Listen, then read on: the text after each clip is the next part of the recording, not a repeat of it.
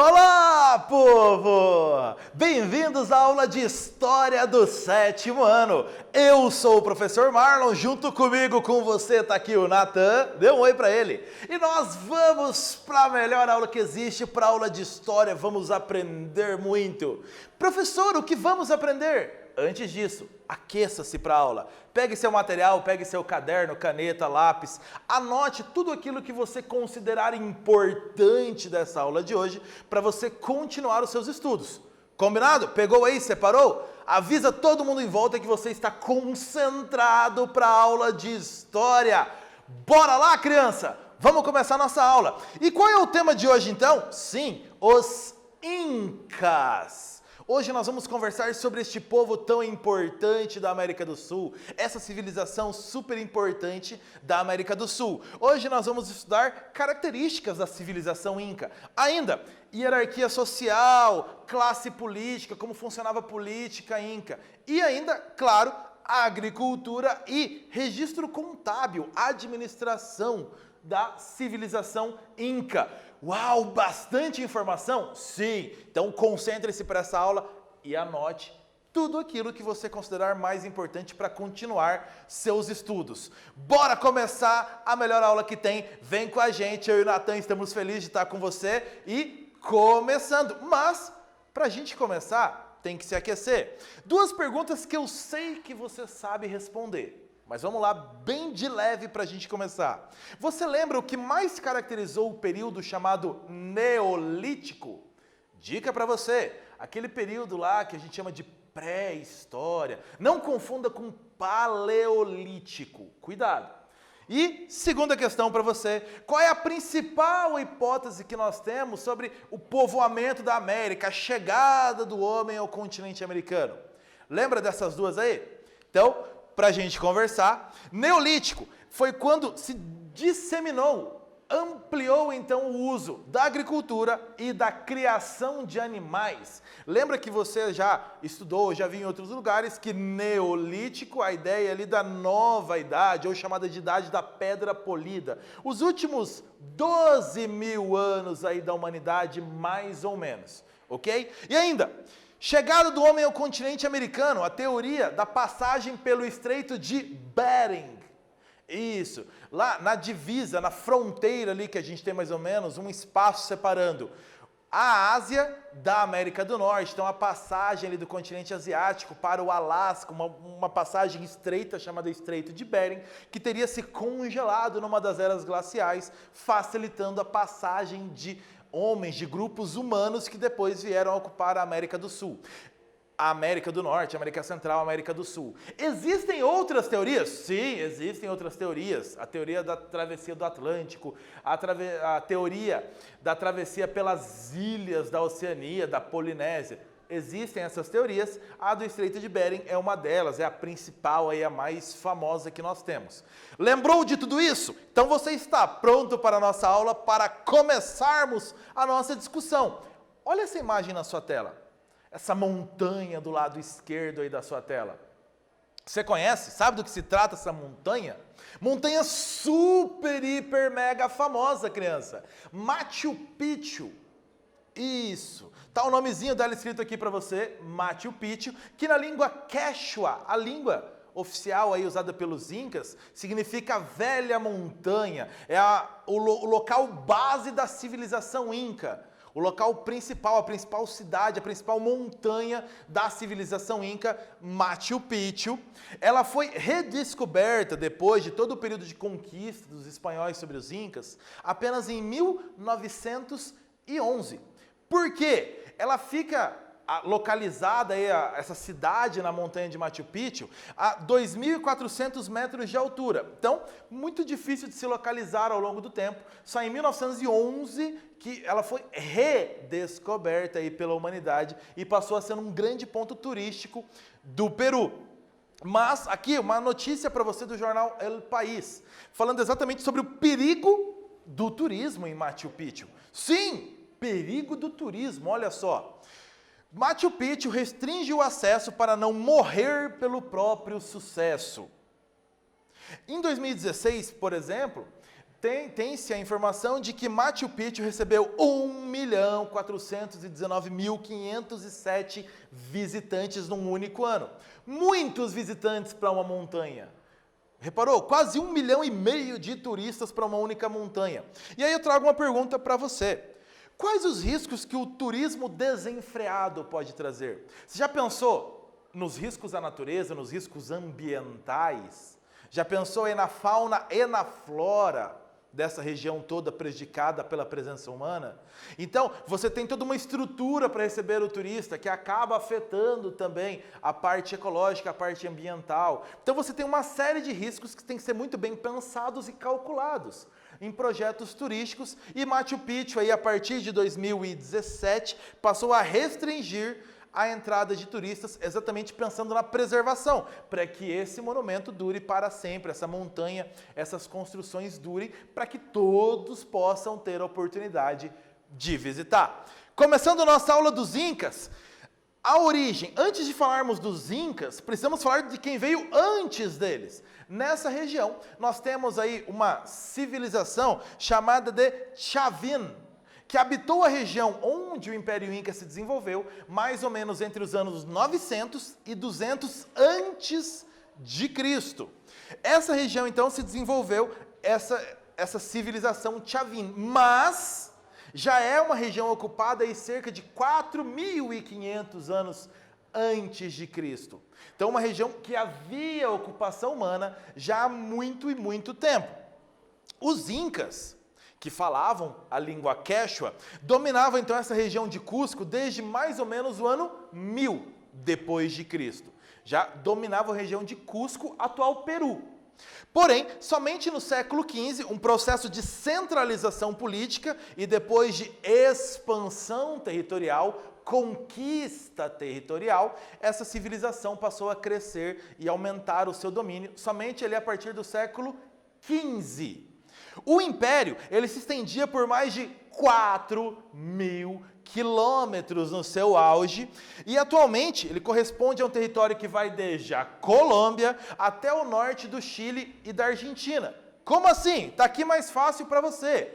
Colômbia até o que nós temos hoje aqui de Chile e Argentina, passando por países que hoje são Peru, Equador, Bolívia. Então você tem vários desses países aqui ainda nesse domínio que os Incas tiveram, nesse domínio territorial. No contato com outras culturas, os Incas assimilaram a língua quechua, que se tornou sua língua oficial, e os seus domínios se expandiram a partir do governo de Pachacuti, que está do seu lado direito da tela, olha aí.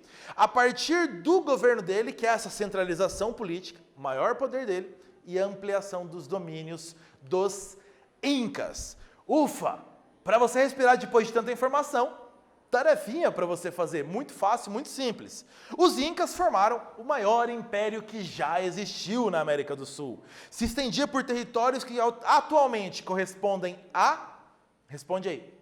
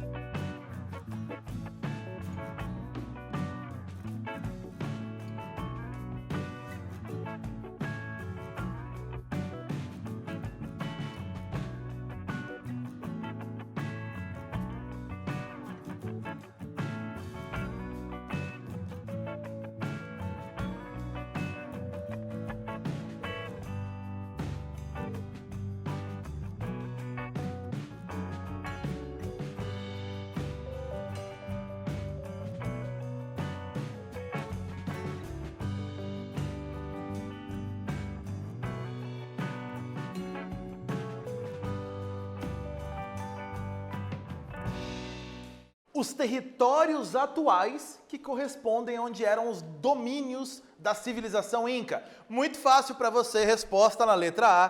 Parte da Colômbia até o norte do Chile e parte da Argentina. Lembra? Cordilheira dos Andes. Você que foi bom nas aulas de geografia, é bom em geografia, lembre da Cordilheira dos Andes, lembra dos Incas. Montanha, Cordilheira dos Andes, vai ficar fácil para você lembrar. Agora que você se localizou e entendeu como começou a civilização Inca, legal. E como eles se organizavam? Vamos a essa parte então. O imperador, chamado de Sapa Inca, ele era considerado filho do deus Sol. A gente vai falar de religião, você vai ver isso melhor, mas Sol era a principal divindade dos Incas. E o imperador era o filho do deus Sol. Inclusive aqui, você tem a imagem aí na sua tela do primeiro governante de Cusco, a partir de onde se origina essa civilização Inca. Então aqui você tem a imagem de Manco Cápac, esse primeiro governante. Reparou que ele está ali segurando o Sol, o Deus Sol, então mostrando que ele tem ligação, ele é próximo ao Sol, o principal Deus. Portanto, ele tem poderes dados pelo próprio Deus, pelo próprio Sol, já que ele é filho do Sol. O Conselho Imperial, que ajudava então esse governante Sapa Inca a governar, esse conselho era essa entidade máxima que auxiliava o imperador e era formado então por 8 pessoas, claro, designadas pelo imperador, pessoas da confiança dele para ajudá-lo a governar. Falando em sociedade, quem formava as características sociais, aqui para você até com um desenho para facilitar e ainda as informações para nós vermos. Reparou numa sociedade que nós usamos esse desenho aí de pirâmide mostrando. Quanto mais alto, mais poder, mas repara que tem menos pessoas, a quantidade de pessoas em cada camada social, conforme maior o poder, é menor. Na base, você tem então uma maior quantidade de pessoas, mas o poder aí social é muito menor. Então nós usamos esse esquema de pirâmide, você já viu em outras representações sociais. E aqui nós temos então, ó, na base, os Yanaconas, escravos. Os escravos. A base da pirâmide, como é a base de muitas pirâmides sociais de muitos povos ao longo da história da humanidade, os escravos. Ainda, no meio da pirâmide, esse pessoal mais ao meio ali, os nobres, os descendentes dos chefes dos clãs e os membros da família do Inca. Então essa nobreza no meio da pirâmide, então. E no topo da pirâmide, os sacerdotes, o auge máximo da sociedade Inca, os sacerdotes, com acesso direto ao Inca, ao próprio filho do deus Sol. Então repara, numa sociedade muito dividida, escravos ali vão ficar como escravos, os descendentes dos líderes dos clãs, a família do próprio imperador, os outros nobres ali de famílias tradicionais mantêm-se então nesse meio da pirâmide social e os sacerdotes como o auge social dentro da sociedade Inca. A política Inca era fortemente centralizada, essa administração em torno do Inca, e é a partir daí que nós falamos lá no século XV, em torno do imperador, que o Império Inca, a civilização Inca aumenta de tamanho com as conquistas. Centralização política em torno dele e das decisões dele. E o centro das forças armadas e da administração ficavam em Cusco, exatamente de onde se origina a grande civilização Inca, Cusco. O poder político era do imperador e ainda os nobres e as famílias dele eram nomeados normalmente governadores de províncias, chefes militares, sacerdotes. Vinha daquela camada social que nós comentamos que estava no meio. Então, as forças políticas vinham desses nobres, descendentes de famílias, de chefes de clãs, nobreza. Eles eram escolhidos pelo imperador aí, governantes, quem ia deter o poder político junto do imperador. Aqui para você, nós temos aí uma parede de pedras do que sobrou de uma cidade chamada Sacsayhuaman. Seria um quartel-general, uma defesa para Cusco, para evitar invasões, então uma construção fortificada para evitar invasões, que invasores chegassem até Cusco, o centro da administração. Então você tem paredes com grandes pedras, exatamente esse forte, protegendo o centro da civilização Inca. Na agricultura, claro, precisavam comer, se alimentar, toda essa expansão territorial, toda essa importância do exército aí. Então, como funcionava essa agricultura inca? É montanha. Lembra? A Cordilheira dos Andes. Então, esse desenho que está aí na sua tela do lado direito vai te ajudar a entender melhor isso. Repara que tem degraus. Sim, esses degraus no terreno para tentar deixar partes dele plano, para que a agricultura pudesse se desenvolver. Então, para controlar também o regime das águas, da chuva, tudo ali. Então, você tem esses degraus. Então, a agricultura em montanha, muito importante esses degraus ali para ajudar no desenvolvimento das plantas. O que normalmente se comia? Batatas, batatas doces, milho, pimentas, algodão, que se plantava aí as roupas, tomate, amendoim e mandioca. Principais produtos agrícolas, então. Então, a base da alimentação inca está colocado para você. Batata, batata doce, milho, pimentas, tomates, amendoim e mandioca. E, claro, algodão para as roupas. Então, você tem aí uma agricultura muito forte. Sendo uma agricultura de montanha, super importante esse uso do que se chamou de tipon. Então, esses degraus na montanha para facilitar a agricultura, então. Religião politeísta, vários deuses, dos quais o principal, você já sabe qual era? Claro, ele, o Sol, a principal divindade.